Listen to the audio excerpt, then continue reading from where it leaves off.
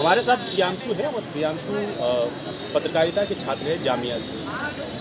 हम समझना चाहेंगे आज के ज़माने में कि इनसे प्रियांशु से समझना चाहेंगे कि किसी को पत्रकार क्यों बनना चाहिए, एक छात्र को पत्रकार क्यों बनना चाहिए, ये हमारे दर्शकों के लिए बताइए। देखिए, हमारा तमाम सामाजिक ताना बाना, हमारी राजनीतिक जो भी अपेक्षाएं रहती हैं, जो भी विचारधाराएं रहती हैं, वो कहीं से भी होकर गुजरती है तो उसके बीच में एक पुल का काम करता है, वो है पत्रकार।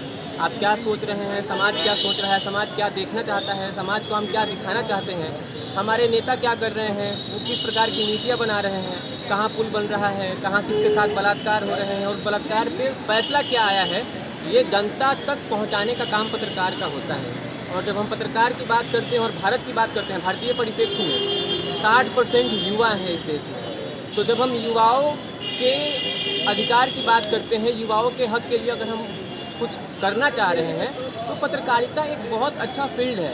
When you are pretending to be a young age person of the country, मतलब जब आप एक युवा अपने आप को बता रहे हैं कि हम एक युवा हैं, तो आपको बताना पड़ेगा कि युवाओं की क्या प्रतिभागिता है इस देश में, वो कहाँ तक पहुँच पाए हैं और वो अपनी हिस्सेदारी किस प्रकार से ले रहे हैं। तो समाज के लिए कुछ करना होगा, आपको देश के लिए कुछ करना होगा, राजनीति को यदि आपको बहुत करीब से समझना होगा और अपने लोगों को समझाना होगा, तो उसके लिए पत्रकारिता मुझे लगता है कि इस देश में, ना केवल देश में बल्कि पूरे विश्व में बहुत अच्छा फील्ड है पढ़ने के लिए, लोगों को बताने के लिए। वैसे ये बताइए, ये तो हो गया कि एक समझ है कि इस हिसाब से रहना चाहिए। इन छात्रों को जिनका सब्जेक्ट जिस पर पकड़ हो, किस सब्जेक्ट पर पकड़ हो और उन्हें इस फील्ड में जाना चाहिए। देखिए, भारत में और अमूमन बिहार में जिनका सोशल साइंस मजबूत होता है वो बच्चे यूपीएससी बीपीएससी का प्रिपरेशन करते हैं।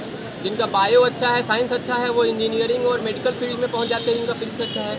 तो ऐसे में गार्जियंस का भी बहुत रोल होता है इसमें कि हाँ, तुम ये पढ़ रहे हो तो तुम ये कर लो, ये कर लो, ये इससे अच्छी नौकरी मिल जाएगी, इंजीनियर बन जाओगे तो नाम हो जाएगा, फेम हो जाएगा, डॉक्टर बन जाओगे।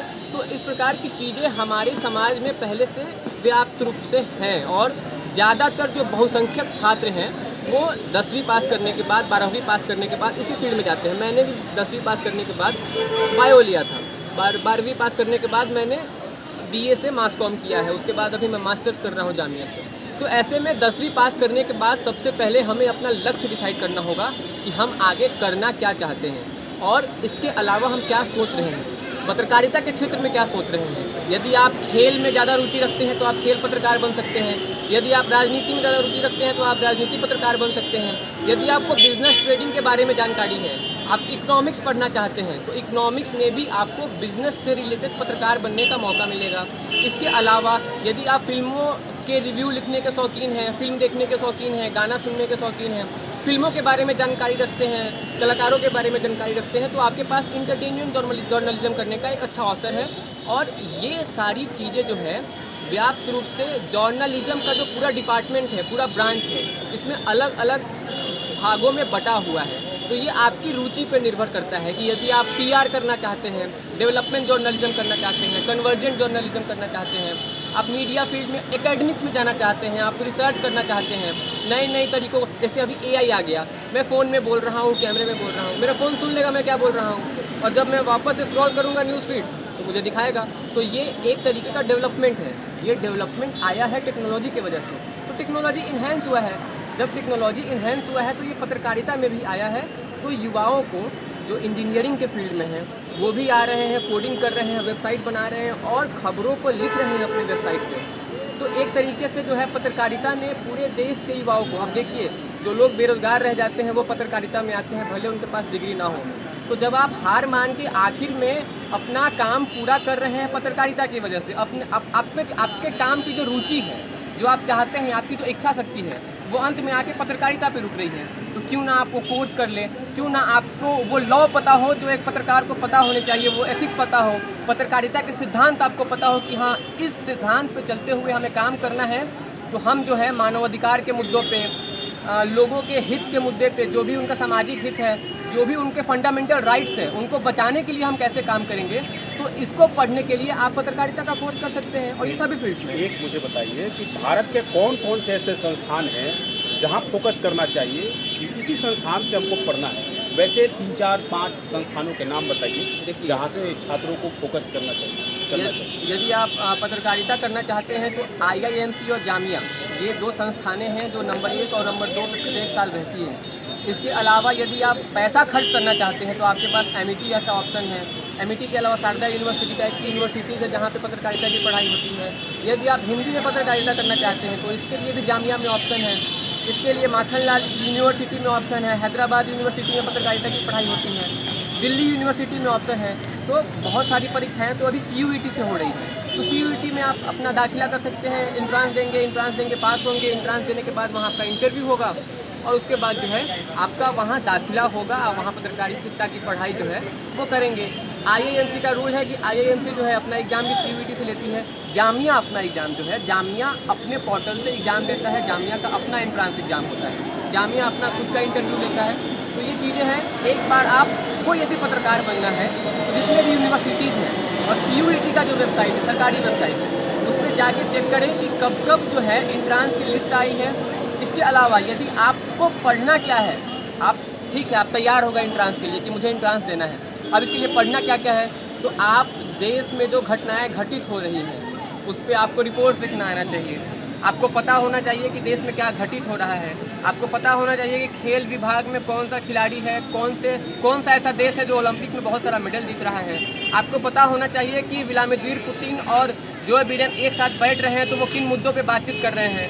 श्रीलंका में जो आर्थिक हालात ख़राब हुए हैं उसके बाद क्या स्थिति आई है और उनके जो पड़ोसी देश है, भारत हो गया या फिर उधर से तो पूरा समुद्री है, भारत उसके लिए क्या कर रहा है या फिर उसके अन्य पड़ोसी देश या फिर अन्य देश क्या कर रहे हैं, रूस यूक्रेन के युद्ध में क्या हुआ। तो आपको वैश्विक जानकारी भी रखनी होगी और ये जानकारी बहुत विज्ञाप, आपको बहुत सारी किताबें नहीं पढ़नी है, आपको बेसिक डेटा रखना है और उसी पे फोकस्ड होकर तैयारी करनी है, प्रिपरेशन करना है।